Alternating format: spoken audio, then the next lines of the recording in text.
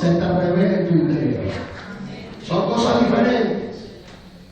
Lo que le está diciendo aquí el profeta de Dios, en la voz de Dios, al pueblo de Dios, es que tienen que ser revelados en la eternidad de Dios. Cuando vos tenés revelación de la eternidad de Dios, ya tu vida se direcciona de otra manera. Ya no estás totalmente preso o esclavo de una cultura anti-espera, sino que entendés que Dios no tiene problemas de tiempo, porque es eterno. Moisés le preguntó al Señor allí, en el monte, cuando vaya y lo quiera sacar a tu pueblo, me va a preguntar, ¿cómo se llama? Vos, ¿cómo te llamas? La primera pregunta que le hacemos a cualquier persona, si somos medianamente serios, ¿cómo es su nombre? O como decíamos antes, ¿cómo es su gracia? Ahora cuando José le pregunta al Dios eterno, ¿cuál es tu gracia? ¿Cómo te llamas? ¿Sabés lo que le responde? Le responde, yo soy el que soy. Y la traducción que nosotros tenemos en las versiones castellanas de las Escrituras es el nombre Jehová. Jehová, entendedlo bien, no es el nombre de Dios, es la transliteración de lo que Dios le dijo a alguien que no entendía la eternidad. Yo soy el que soy, o sea, yo no fui ni seré, soy eternamente, porque no cambio, porque estoy en un nivel de eternidad. El problema que tenemos los creyentes es que nos esforzamos por colocar a un Dios eterno en el rubro de nuestra temporalidad, pero Dios no deja de ser eterno, sigue siendo eterno. Él es eterno. La eternidad es algo tremendamente maravilloso e inexplicable dentro de los parámetros nuestros humanos, porque vos y yo somos esclavos de la temporalidad. Por eso cuando Moisés, que se le reveló la eternidad de Dios, escribió el Salmo 90, dice, Señor, tú nos has sido refugio de generación en generación. Y después dice, porque para ti 1000 años son como el día de ayer. Pero después se rectifica Moisés y dice, como una de las vigilias de la noche. ¡Wow! Es maravilloso entender de que Dios es eterno y nosotros estamos en Él. Y aunque vos y yo usemos relojes, aunque vos y yo miremos almanaques, aunque vos y yo hablemos del mes que viene, el año que viene, el siglo que viene, todo lo demás, Dios es eterno. Allí está el misterio glorioso de la segunda venida de Cristo. Porque a los judíos, en un determinado momento, como ocurrió con el pueblo de Israel, les dejó de hablar por 400 años. 400 años sin hablar. Desde que termina el viejo pacto, el nuevo pacto, 400 años. Pero no fue un tiempo de espera para Dios, fue un problema para el ser humano, un problema para el hombre. Dios tiene una mirada sobre el pueblo, por eso es que la ansiedad, por eso es que la cultura antiespera termina siendo un gran problema para el pueblo de Dios, porque no entiende que nosotros no nos manejamos en los plazos nuestros, nosotros estamos en los plazos de Él, a su tiempo, en todo lo que tiene que ver con eso. Dios le revela a un pueblo impaciente, a un pueblo ansioso, a un pueblo que se hace un montón de preguntas honestas, pero sin revelación, la importancia de que Él es eterno. Como es eterno, viene la siguiente revelación. No se cansa. Mi hermano, mi hermana, Dios no se cansa. Si se hubiera cansado ya de vos y de mí, nos hubiera hecho desaparecer. O a veces no te pasó a vos que dijiste, si yo fuera Dios a este luego desaparecer. Tremendo. No, Él no se cansa. Su eternidad y su amor hace que no se cansa. Él no se cansa. Dios no está condicionado a un humor, no está determinado por el cansancio. Su humor no está determinado por el cansancio que ocasionalmente puede tener. El cansancio en una vida, en una comunidad y en una iglesia produce cambio de humor. O vos tenés el mismo humor cuando estás cansado que cuando estás descansado. Mira, hermano, vos lo sabés bien, cuando ya las esposas sabias saben cuando el esposo viene cansado. Y saben, no le voy a decir esto. Esta nueva inversión, no, mejor se la digo mañana cuando está descansado. Cuando ya está descansado, mira, vamos a comprar esto. Pero wow, lo comprar. Si se lo decías al día anterior, te sacaba corriendo. ¿Por qué? Porque nosotros sí estamos condicionados por los humores y el cansancio te genera un humor diferente. Por eso es que el profeta, inspirado por la voz de Dios, dice, su entendimiento, el de Dios, no hay quien lo alcance. Si vos querés estudiar teología, estudiá, pero estudiá teología simplemente para capacitarte y para tener comprensión meridiana de las cosas relacionadas con Dios. Pero no te pongas a estudiar a Dios porque no tiene sentido. Porque Dios, su entendimiento no es que lo alcance. Me acuerdo los primeros días así en el seminario, acá venimos a estudiar a Dios. Dios no es un objeto de estudio. Dios no es una rama que puedes abrirla y agradecerla como ella. ¡No!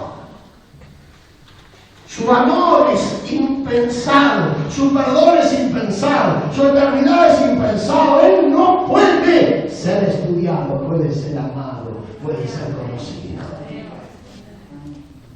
Su entendimiento no es que lo alcance. Cuando vos te lanzás a querer conocer con el entendimiento y la forma de Dios, llega un momento en que no podés alcanzarlo, porque cuando descubrís algo, descubrís que hay 100 cosas que no podés descubrir.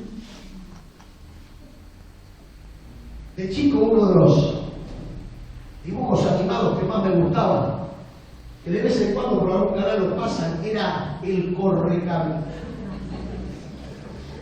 ¿Cómo me gustaba el Correcamino? Pero el Correcamino no me gustaba el Correcamino. Yo veía el Correcamino porque me divertía la frustración del coyote. Y todas las cosas que hacía el coyote para querer alcanzar al Correcamino. Y las caras que ponían esos artistas que dibujaban al coyote, esa cara de frustración y cuando se caía al precipicio. Hasta el día de hoy, yo cuando pasa el Correcamino, paro cualquier programación y soporto la presión de mis hijos, de mi familia, de todos, para ver el Correcamino. Hacia otro lado, yo veo el Correcamino, porque me sigo divirtiendo. Fue tan así, nunca lo pude alcanzar. Fue tan así eso, que hace poco tiempo, por internet, un frustrado televidente elaboró que finalmente lo agarran al Correcamino. Pero la idea original nunca lo podían hacer. Y yo empiezo a ver esa caricatura, ese humor, el entendimiento de lo que es la estupidez del hombre de querer alcanzar a Dios. Él es tan bueno que nos dice, muchachos, mis pensamientos no son los pensamientos de ustedes. Mis caminos no son los caminos de ustedes. Las formas en que yo hago las cosas no tienen que ver con las formas como las hacen ustedes. Porque Él es Dios, bendito sea su nombre.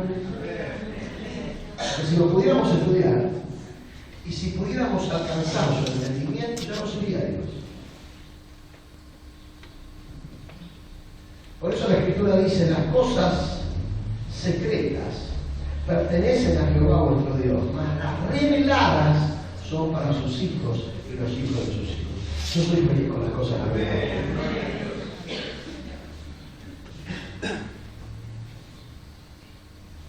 ¿Cuál es la realidad y el peligro del cansancio? Los versículos 29 y 30 son tremendamente inspiradores y reveladores. El Señor da esfuerzo al cansado, y aumenta el vigor del que desfallece. La palabra profética admite el cansancio humano. Jesús admite el cansancio humano. No te olvides que Él fue el que dijo: venid a mí todos los trabajados y cargados, o sea, cansados. Y no sabe de cansar. Hay diferentes tipos de cansancio. El más común es el cansancio físico, que de alguna manera cuando van pasando los años te das cuenta cuán revelador es la palabra cuando dice que el Señor renueva el hombre interior. El de afuera se desgasta. ¿Cansancio físico? Yo hace 25 años atrás, cuando salía en la ruta, llegaba, terminaba una reunión de predicar a las 11 de la noche y agarraba y decía: bueno, ahora me voy desde Olavarría por ir a Bahía Blanca, 3 horas de ruta después de predicar. Esto hoy no lo hago, pero no lo hago, ¿sabes por qué? Porque no lo puedo hacer.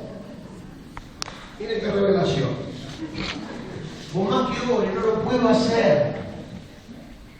Cansancio físico. Por eso que la gente, cuando está cansada físicamente, mira qué revelación, ningún profeta puertorriqueño te dijo eso. Cuando una persona está cansada físicamente, ¿sabe qué tiene que hacer? Descansar. Cansancio físico.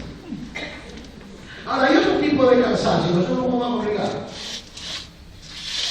Hay otro tipo de cansancio que no se supera viviendo un fin de semana y durmiendo 14 horas con el aire marplatense. No. Está el cansancio mental. Y cuando hablo de cansancio mental, no me estoy refiriendo solamente al cansancio mental que provoca, por ejemplo, estudiar mucho o estar mucho tiempo con los libros. Eso también es cansancio mental, pero tiene más que ver con lo físico. Me refiero al cansancio que provoca pensamientos desubicados o desnaturalizados o desorientados en la cruz de Cristo. Eso provoca cansancio.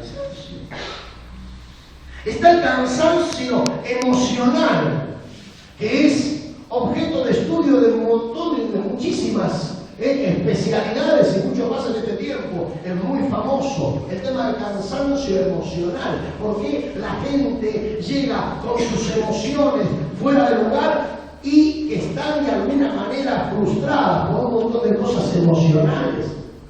Las emociones, que son parte de nuestra integridad humana, juegan muchas veces un aspecto de cansancio.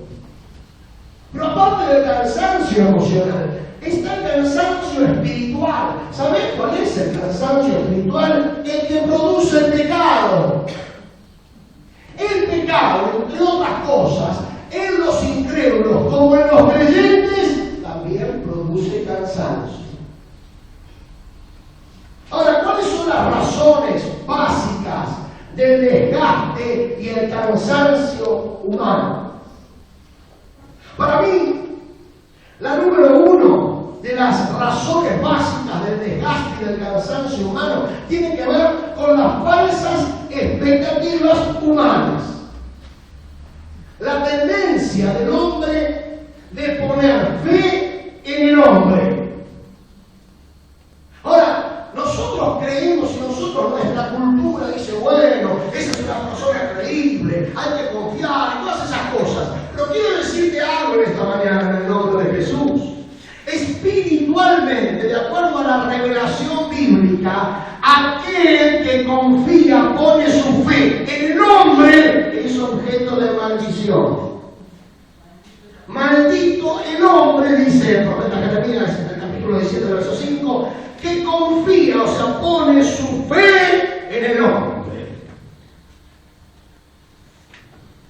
Y si viviste en este país los suficientes años, te podés dar cuenta de que esto es parte de la realidad de todos los días.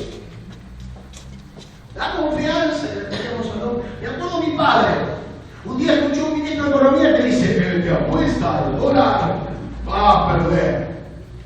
Claro, mi papá se olvidó de esta promesa. Él dijo: tengo unos ahorros en dólares. Como el ministro dijo, el que apuesta al dólar va a perder, agarró y ¿sabe qué hizo? Por favor, respetar la honra lo digas que estúpido, por favor, no digas eso. No lo digas. Prometé que lo vas a decir. Vendió los dólares. Y lo pasó a pesos nuevos. 2 semanas después, él tenía ahorrado esa plata para comprar un auto, 0 kilómetros. Vino la devaluación de Sigón. Claro, los jóvenes que me miran acá ya creen que Sigón no tomó el café con leche y con Noel. Fue un poco después. Hace 32 años atrás. ¿Qué pasó? Devaluación. Muchas veces cuando escuchamos ciertas palabras, yo estamos temblando, pero nosotros ya sabemos lo que es la devaluación.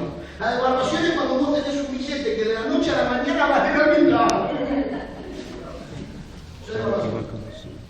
La cuestión es que mi padre, después de reconocer que estaba el versículo bíblico maldito que los políticos confíen en hombres, esos $10.000 convertidos en pesos argentinos, que todavía no había venido a Australia en aquella época, pude en vez de comprar un auto 0 kilómetros, apenas un Falcon 72.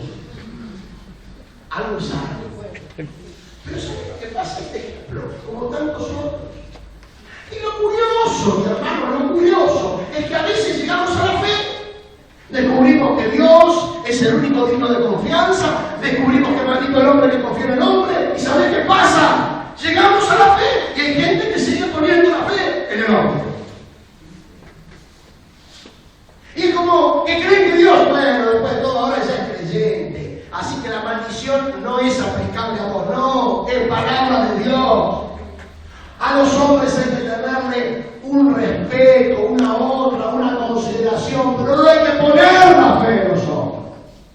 Entonces, cuando vos tenés frustraciones, desde el punto de vista humano, ¿qué hay en tu corazón? Cansancio. Pues te cansas. Te cansas. Más de uno en el camino del Señor ha tenido experiencias de ese tipo y después dice, no, a mí no me engancha más.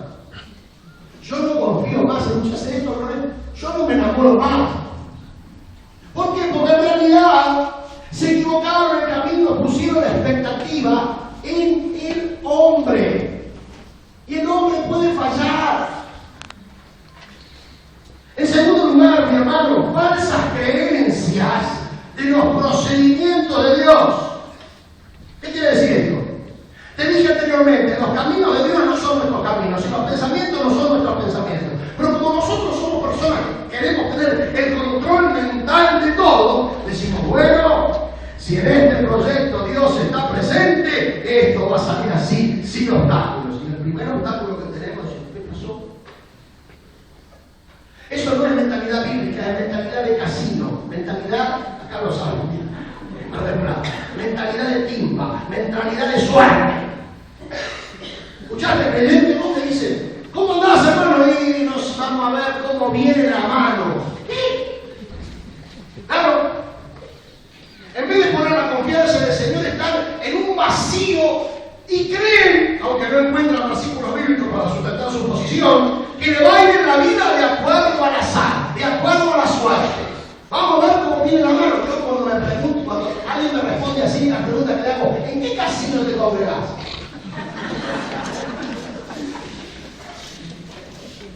Sí, porque antes de ir al casino había que ir a Mar del Plata, ahora hay casino por todos lados. Dice, no, si esto es de Dios, no va a haber obstáculos, va a haber toda una senda derecha, sin obstáculos. ¿Quién te dijo eso?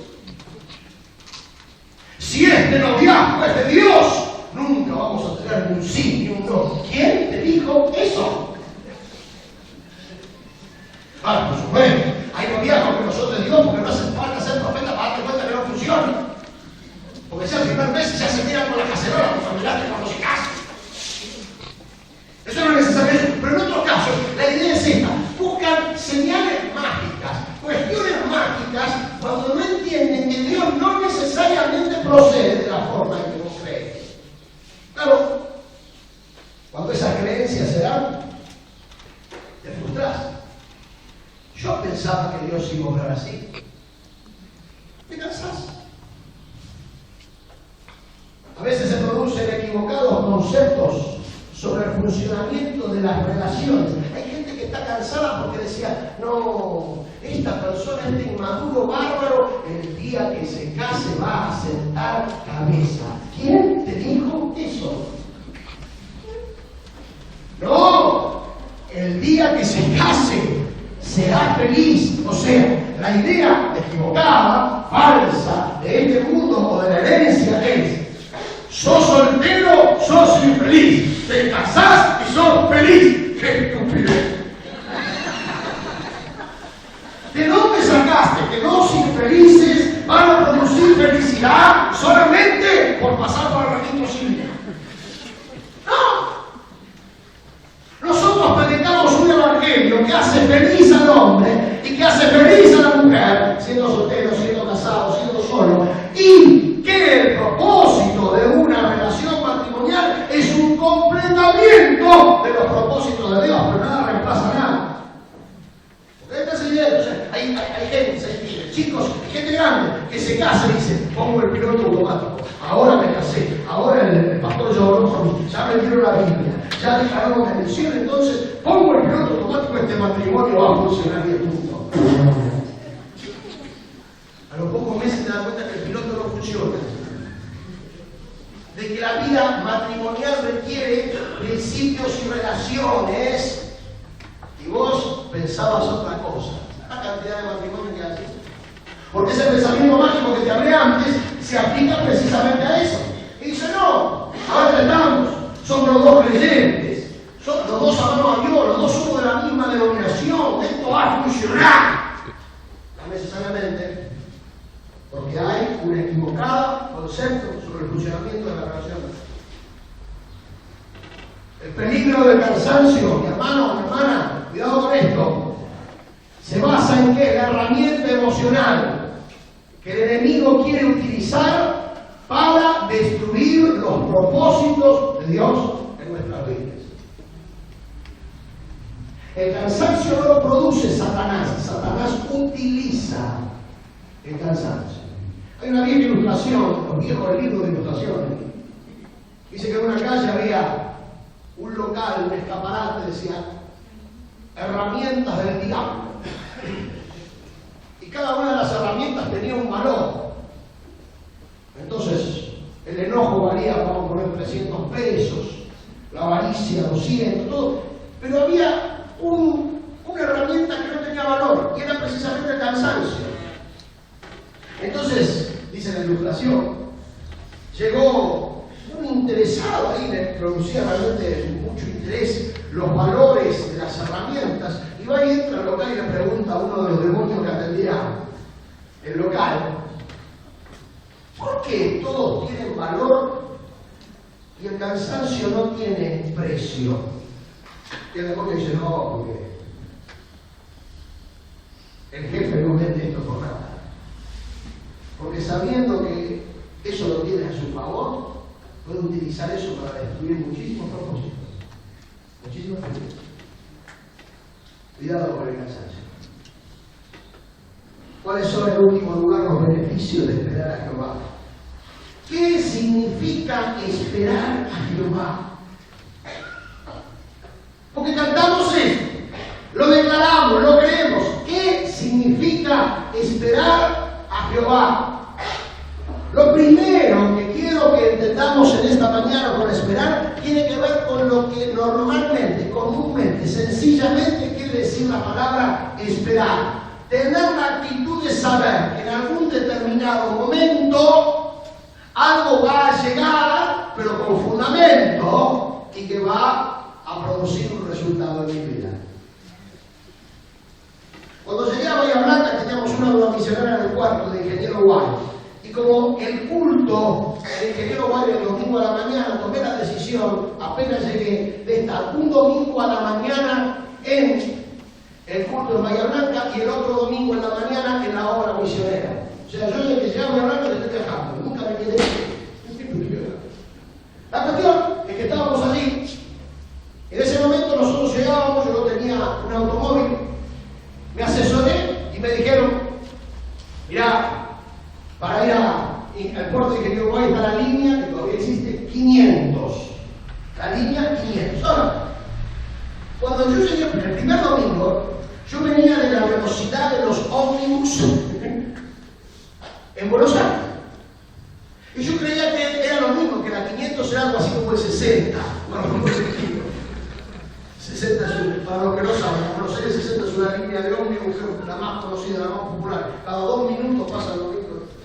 La cuestión es que llegué una mañana de frío, pero frío, viento del sur, bien polar, con mi camperita, con todo, y llegué ahí a la parada. 5 minutos, 10 minutos, 15, ya los 15 ya empieza a orar, a hacer guerra espiritual. Pasa con el libro que no había hecho para Colombia, había calculado más o menos que venía rápido por el tiempo que llevaba allá, porque venía temprano. Esperé 45 minutos. Llegó. Por supuesto, ese primer domingo llegué tarde. Pero ¿qué es lo que me mantuvo allí? ¿Qué hizo que no hiciera otra cosa? Que había recibido una palabra confiable de que allí pasaba parte estaba la palabra de que ese ómnibus iba a pasar. No sabía cuándo, pero iba a pasar y me iba a conducir, me iba a llevar al lugar de mi destino, al lugar de mi propósito. Y al otro domingo, ¿qué tuve que hacer? Algo más sencillo, salir con más tiempo, porque ya sabía que podía llegar a esperar. Curiosamente, al otro domingo salí con más tiempo, pero vine enseguida. Pude llegar una hora antes y tomar el desayuno, todo. Pero ¿qué es lo que me mantuvo? Esperar. Esperar es una actitud certera. Escucha bien, esperar a Jehová no es esperar a la carroza. Hay muchos creyentes que tienen mentalidad de que Jehová es como la carroza. Esperar a la carroza, ¿qué es? Una imposibilidad, una cosa que no sabes si va a suceder o no va a suceder. No, esperar a Jehová es certero. Él llegará, Él vendrá, Él responderá, Él propondrá, Él arreglará, Él conducirá, Él restablecerá, Él fortalecerá, Él sanará, Él liberará. Él lo va a hacer.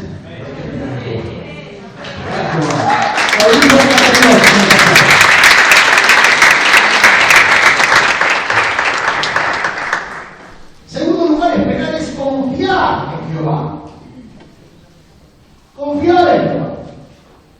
El digno de confianza es asumir su absoluta credibilidad. ¿Qué es credibilidad? Es la actitud nuestra de decir la persona de la cual me está hablando es creíble. Es creíble. Dios es creíble. Y cuando Él nos da una palabra, cuando Él nos da una promesa, de acuerdo a nuestra relación con Cristo, las promesas no son promesas, son el sí y el amén. O sea, podemos vivir con la seguridad de que esa palabra se completará en nuestra vida. Nosotros tenemos una actitud de credibilidad. Y allí donde comienza el tema, será Dios, será el hombre, será Dios, será el hombre, será Dios, será el hombre. Y así nosotros es donde tenemos que profundizar en la relación. Porque tiene que ver con una palabra. ¿Cómo es tu nombre? Andrés. ¿Esto es Andrés? ¿Vos confías que yo te puedo dar un chocolate shot? ¿Sí? Pero en base a eso.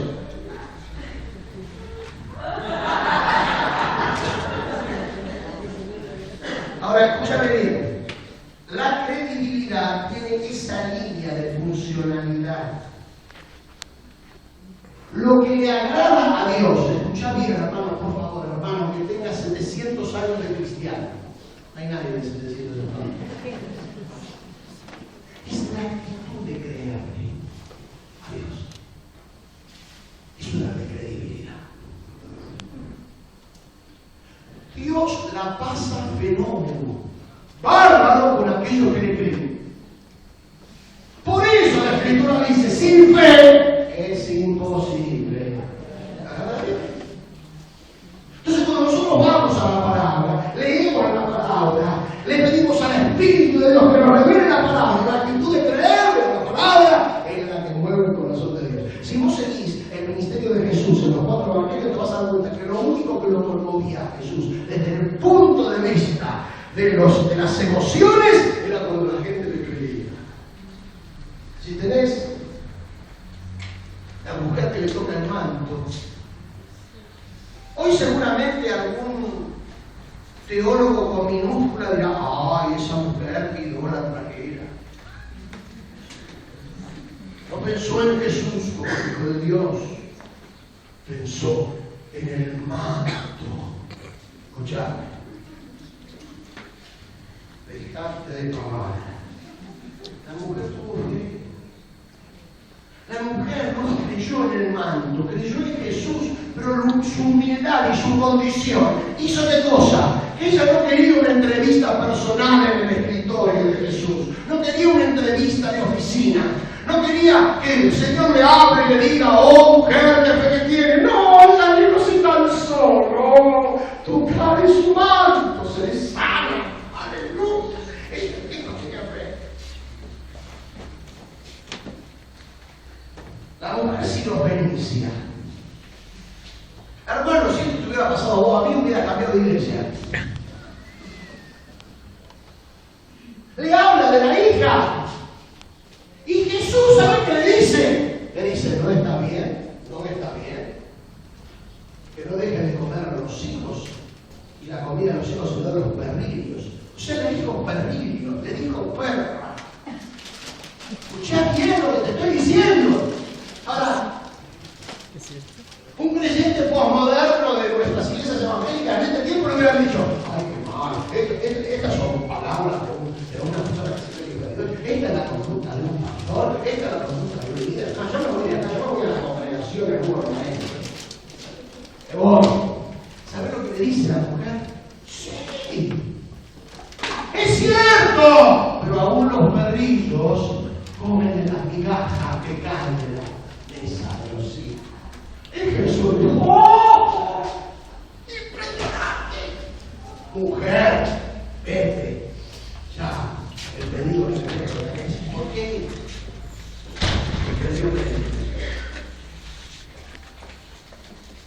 Esperar a Jehová date crédito.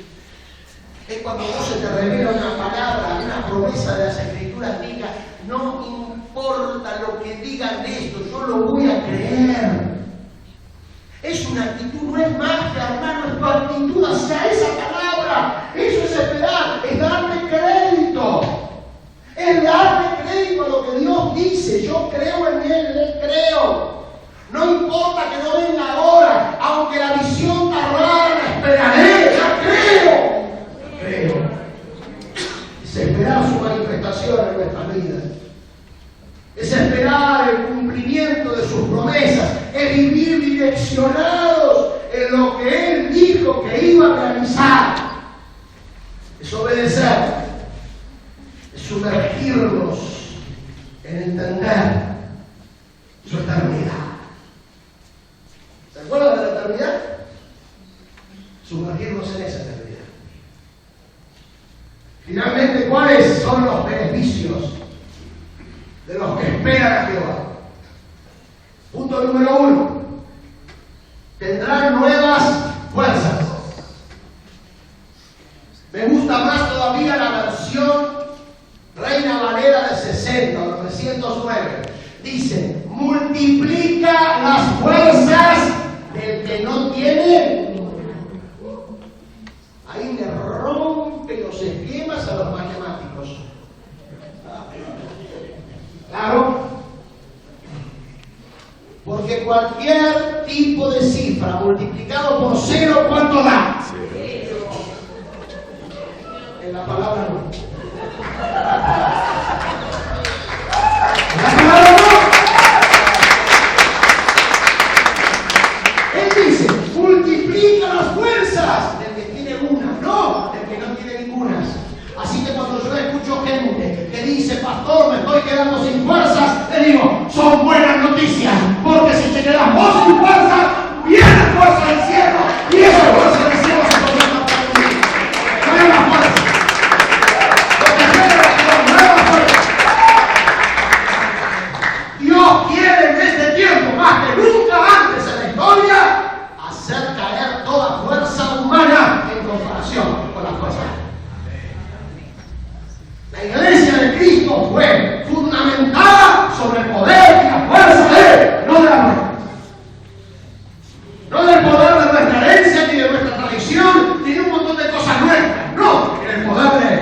Por eso lo que esperan a Jehová tendrá nuevas fuerzas. Y si vos decís, me estoy quedando sin fuerzas, quedate sin fuerzas, porque vas a esperar al Señor y Él multiplicará y te dará fuerzas a que no tiene ninguna. En segundo lugar, y yo creo, como pastor de una rama evangélica en la inerrancia e infalibilidad de las Escrituras, que esta figura que viene acá no es poética, es revelativa. Levantarán alas como águilas. ¿Es una ilustración? ¿Es una figura? Sí, pero una figura revelativa. O sea, nos está diciendo que los que esperan a Jehová tendrán vuelo, tendrán altura, tendrán sobrenaturalidad, tendrán un estilo de vida que no es igual al del mundo, tendrán velocidad. De acuerdo a algunos estudios, las águilas llegan a volar 300 kilómetros por hora, un poco más que lo que le hago de Bahía Blanca a Mar del Plata con el auto, luego me hago más lento. Las águilas tienen visión. Las águilas tienen dominio de las circunstancias por esa visión. Las águilas tienen un proceso extraordinario de rejuvenecimiento. Eso le gustó a algunos hermanos, ¿no? Mi hermano. Es un proceso. Porque allí está el secreto.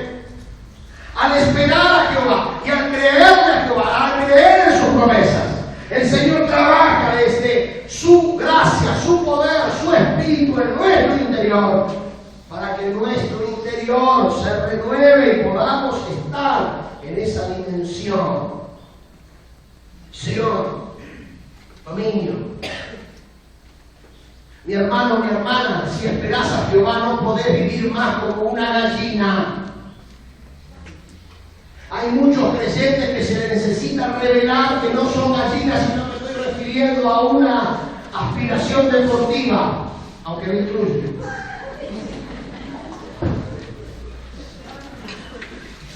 Si vos no hubieras dicho nada, me hubiera dado. ¿Qué pasa con las gallinas? Si hablábamos de animalitos. No tiene vuelo. Se acostumbró a lo terrestre. Están allí, cualquiera que tenga acá un gallinero lo sabe. Está ahí tranquilito, comiendo huevitos, picoteando. Y un día, un hombre de la montaña encontró un aguilucho.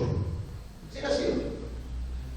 Y este hombre, con muy poca sabiduría, sin saber qué es lo que tenía que hacer, agarró el aguilucho y lo llevó a la casa de su amigo, un amigo que tenía un gallinero, y dice, mira, yo no tengo dónde colocar este aguilucho, ponelo con las gallinas. Puso el aguilucho con las gallinas y empezó a crecer, y empezó a desarrollarse, y pasaba el tiempo, y veía que el aguilucho hacía exactamente lo mismo que todas las demás gallinas, porque se había quedado ahí, iba ahí con sus alas grandes, picoteaba, la gallina se abría porque se daban cuenta de esto. ¿Quién es? Es un intruso. Pero se crió así. Un día este hombre dijo, qué barbaridad, qué error que cometí. Crié al águila como gallina. Y dijo, yo sé lo que voy a hacer. Voy a ir a la montaña, de donde es el águila, y voy a tirar el águila para que vuelva. Ahora resulta que el águila no había volado nunca. ¿Cómo va a volar si se crió con la gallina? Pero lo lleva. Y llega un peñasco y lo tira el águila. Y el águila hace ¡pam! Y se da contra el piso. Temeroso. No puede ser, la segunda vez va a salir. La tira nuevamente.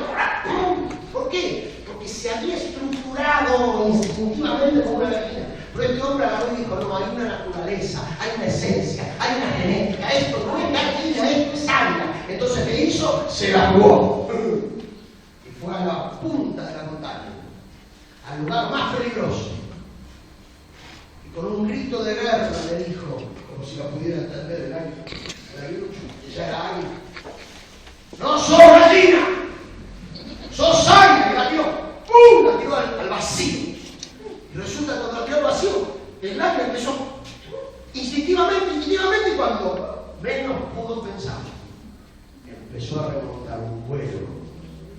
300 kilómetros por hora, porque águila.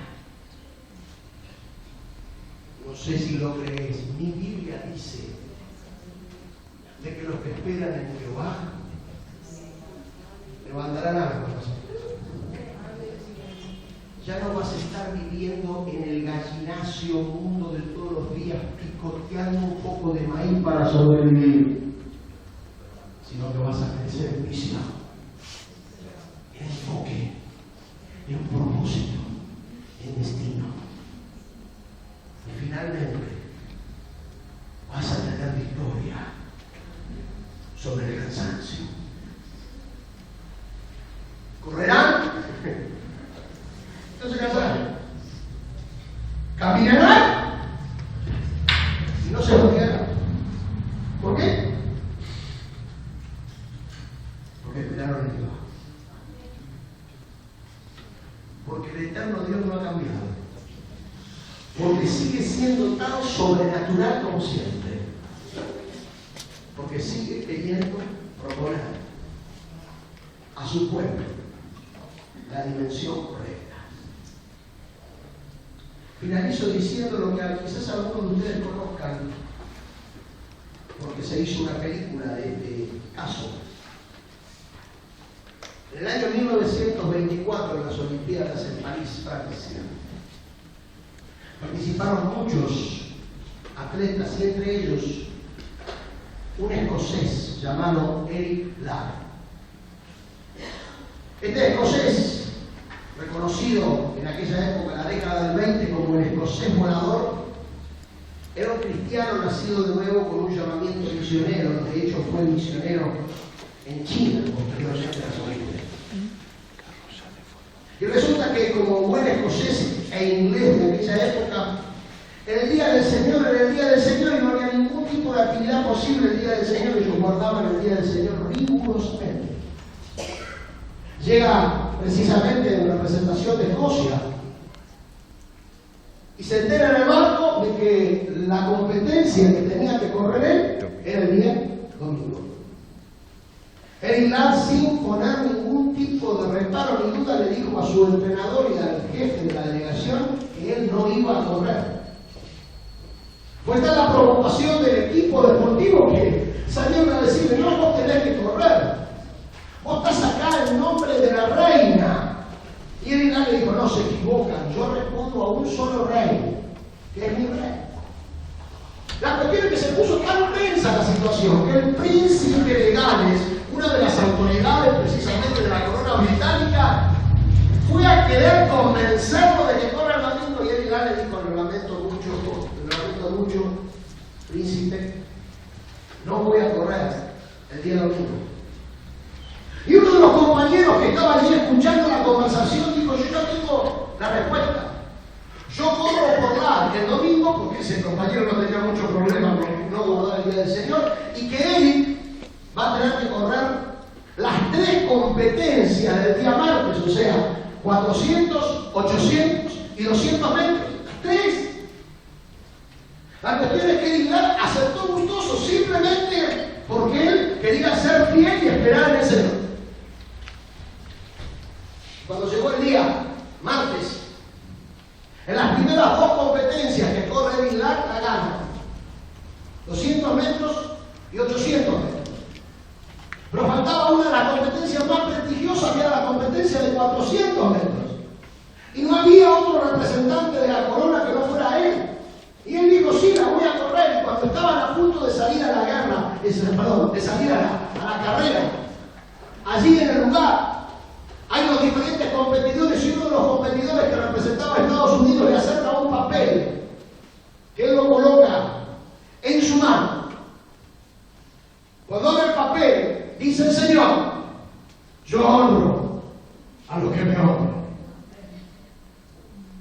Y en la película está muy claro, artísticamente hablando, lo que fue ese caso. Él se puso allí, los competidores decían: quédese tranquilo, Lark no va a poder correr, ya corrió 2 competencias, está exhausto. Pero apenas se escuchó el disparo de lanzamiento, este hombre de Dios, creyendo en esta palabra, salió y dicen los que lo vieron correr que volaba en la pista. Fue recibido como un héroe nacional que a los pocos meses dedicó su vida completamente al ministerio misionero en la China, muriendo en el año 1945. No conozco pastoralmente tu vida y la de tu familia. No conozco tus proyectos. No conozco tus sueños. No conozco muchas cosas que Dios y vos quizás conoces. Pero en esta mañana, con humildad de corazón, quiero hacer un llamado a esperar en Jehová. Quiero hacer un llamado a que entiendas y comprendas que muchas de las cosas que inclusive son el resultado quizás de una falta de expectativa, o una falta de perspectiva, o el resultado de algún pecado, o el resultado de cualquier otra cosa que no salieron como ocurría en el pueblo de Israel hace tantos años, no son motivos para que se destrone la eternidad de Dios, sino que son motivos para que Dios te diga una vez más, en esta mañana, los que esperan a Jehová tendrán nuevas fuerzas, levantarán alas como las águilas, caminarán, no se cansarán, correrán y no se fatigarán. Cerra tus ojos y inclina tu rostro por unos pocos instantes.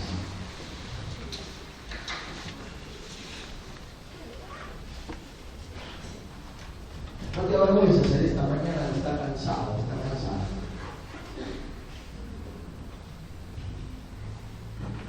Hace mucho tiempo en mi vida y en mi ministerio me di cuenta que Dios nos bendice a los Superman y a las mujeres maravillas. Que Dios bendice a los corazones que reconocen su cansancio.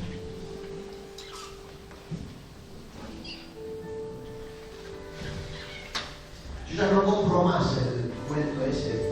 Este es incansable. No. Nos cansamos. Quizás estés pasando por un tiempo de cansancio emocional. Quizás estés pasando por un tiempo de cansancio anímico, almático.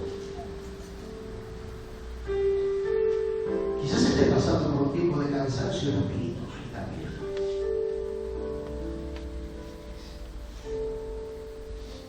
Pero quiero decirte en el nombre de Jesús en esta mañana, desde otoño arranquense, los que esperan a Jehová tendrán nuevas fuerzas.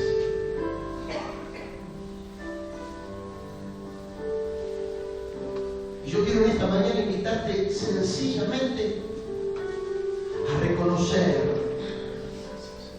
cualquier nivel de cansancio. ¿Sabes una cosa? Dios no te pide que te pongas una máscara y una careta de súper fuerte o de súper héroe o heroína, sino que sencillamente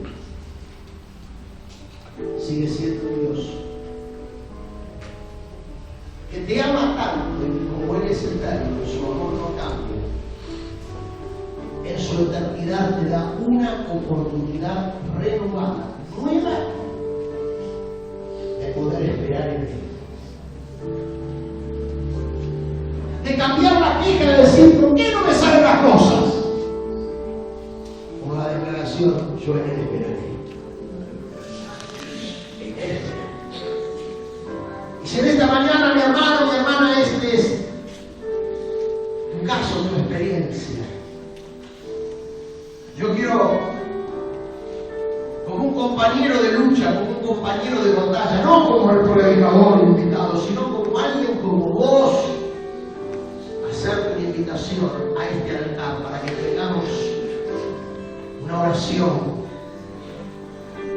de expectativa en el Señor, de fortalecimiento en el Señor. Porque sea cual sea la circunstancia que temporalmente pueda estar influyendo en tu vida, hay una promesa que sencillamente no cambia. Lo que esperan a Jehová tendrán nuevas fuerzas. Levantarás como las aves. Correrán, no se cansarán, caminarán, no se fatigarán. Mientras que estamos en este espíritu de oración, todos aquellos que necesitan en este tiempo afirmar esta palabra en sus propios corazones, yo quiero pedirles con humildad, pero con firmeza, que salgan de sus lugares y vengan a este altar, porque yo quiero en un instante más estar orando por ellos. Tu Dios no miente. Mi Dios